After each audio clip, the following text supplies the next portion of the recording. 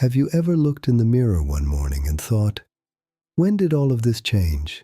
Not just the face, but the energy, the sleep, the way food sits in your stomach, the little aches that weren't there 5 years ago.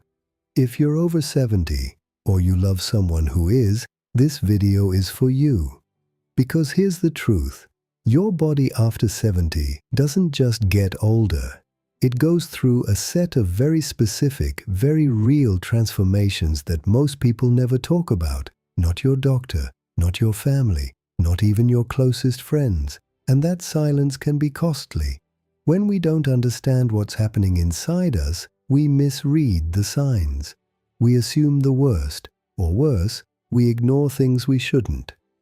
But when we know what to expect, we can prepare, protect, and actually thrive in this chapter of life. Today, we're going to walk through 5 changes that quietly happen in the body after the age of 70. Some will surprise you. Some you may already be feeling. But all of them come with something important. A way forward. So let's not approach this with fear. Let's approach it the way we've approached every challenge in life.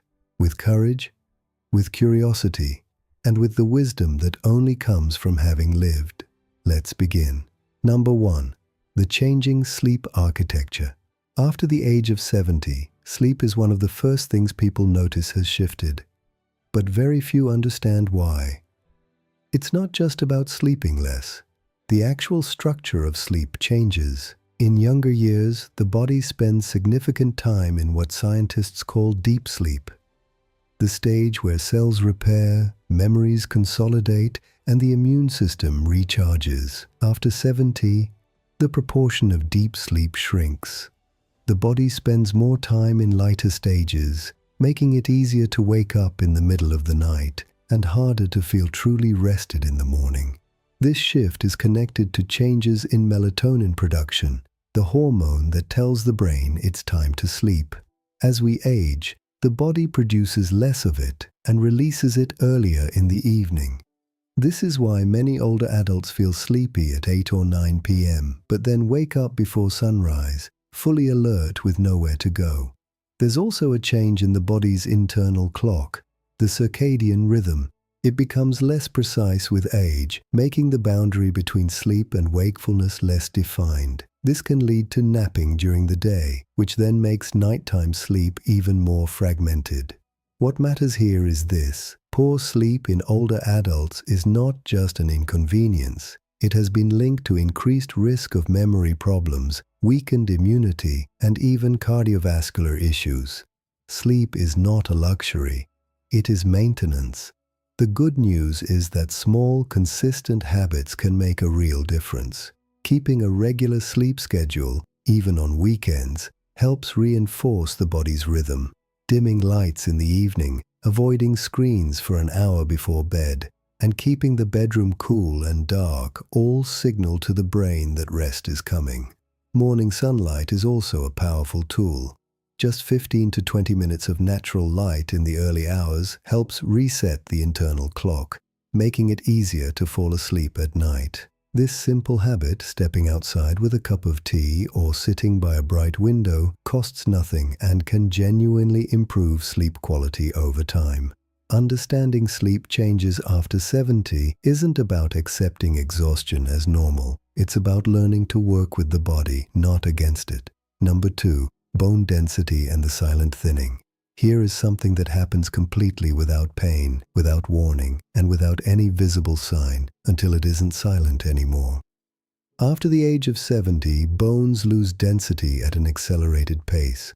This process, known as osteoporosis when severe, affects both men and women, though women, especially after menopause, tend to experience it more sharply. The bones don't announce their thinning. They simply become more brittle, more vulnerable to fractures from falls that would have caused only a bruise at a younger age. The reason for this is tied to the balance between 2 types of cells, osteoblasts, which build bone, and osteoclasts, which break it down. In youth, this balance tips in favor of building. After 70, it often tips toward breakdown. Bone is living tissue that constantly renews itself, and with age, the renewal process simply can't keep pace. Calcium and vitamin D are the most well-known tools for bone health, and for good reason. Calcium is the primary building material of bone, and vitamin D is what allows the body to absorb it. Without enough vitamin D, calcium from food simply passes through. After 70, the skin becomes less efficient at producing vitamin D from sunlight, and the kidneys become less effective at converting it into its active form. This creates a gap that diet and supplementation often need to fill. But here's what fewer people know. Physical activity is just as critical as nutrition for bone health. Weight-bearing exercises, walking, light resistance training, even dancing, create gentle stress on the bones that stimulates them to maintain their density. Bones, like muscles, respond to being used. Balance training is equally important because the real danger of bone thinning isn't the thinning itself. It's the fall that exposes it. Practicing balance, whether through yoga, tai chi, or simply standing on one foot while holding onto a chair, can significantly reduce fall risk and therefore protect the bones from the fractures that change everything. Regular bone density screenings are worth discussing with a doctor, as they can catch changes early, long before any fracture occurs. Number 3. Hearing loss and its hidden costs. We often think of hearing loss as simply missing parts of conversations, but the reality after 70 is far more complex and far more connected to overall health than most people realize. Age-related hearing loss, called presbycusis, affects roughly 2/3 of adults over 70. It develops gradually, usually starting with difficulty hearing high-pitched sounds, a grandchild's voice, birdsong, the consonants in speech that make words distinct. Over time, conversations in noisy environments become exhausting. The brain works overtime trying to fill in the gaps. This mental effort has a real cost. Studies have consistently found a strong link between untreated hearing loss and cognitive decline. The brain regions responsible for processing sound begin to weaken from underuse. Social withdrawal, a natural response to struggling in conversations, further accelerates this decline by reducing the mental stimulation that protects the brain. There is also a strong connection between hearing loss and depression in older adults. When someone repeatedly misunderstands conversations or feels embarrassed asking people to repeat themselves, they often begin to pull away from social situations. Over time, isolation sets in, quietly, gradually, but with serious consequences for both mental and physical health. The most powerful intervention is simply addressing the hearing loss directly. Modern hearing aids have come a long way. They are smaller, smarter, and more effective than ever. Yet many older adults delay getting them for years, often due to stigma or cost. The evidence is clear. Treating hearing loss early protects not just hearing, but memory, mood, and quality of life. In everyday life, simple strategies also help. Facing the person you're speaking with, reducing background noise, and asking for written summaries in important conversations all reduce the cognitive load of partial hearing. Hearing is how we stay connected to the world around us. Protecting it and addressing its loss is an act of profound self-care. Number 4. Changes in heart rate flexibility. The heart after 70 is still strong. In fact, in many healthy older adults, the resting heart is perfectly functional. But there is one change that often goes unnoticed, and it matters enormously. It's called heart rate variability, or HRV, the natural beat-to-beat variation in the heart's rhythm. In a healthy younger adult, the heart doesn't beat like a metronome.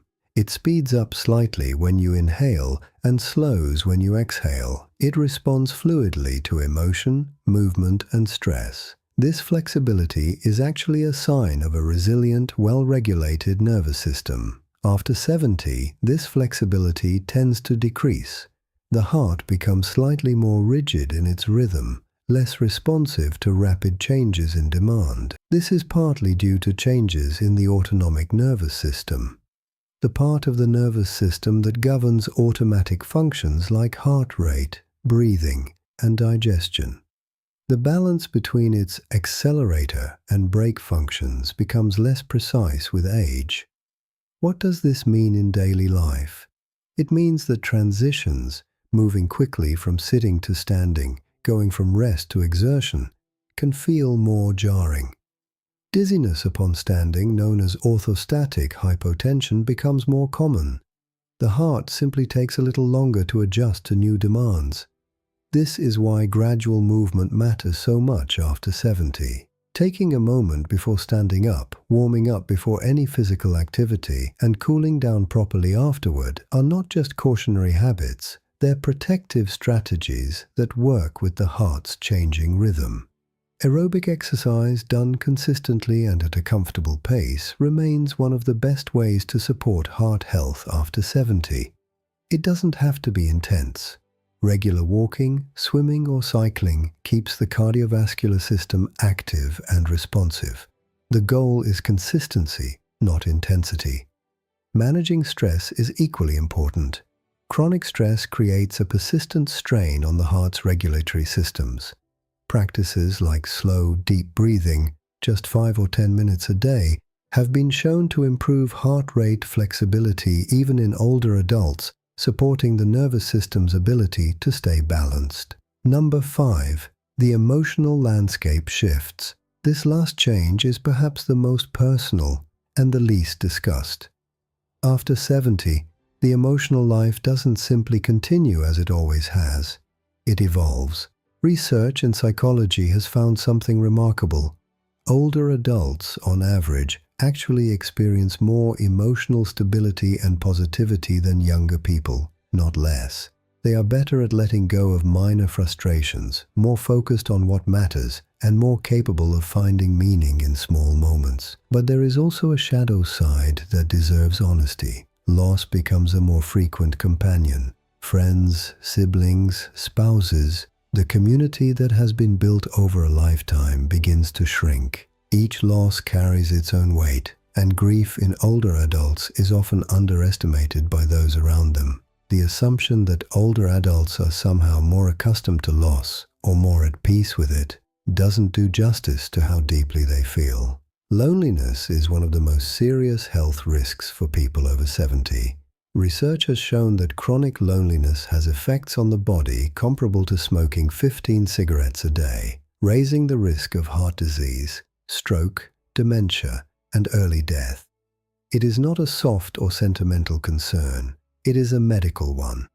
At the same time, purpose and meaning take on new dimensions at this age.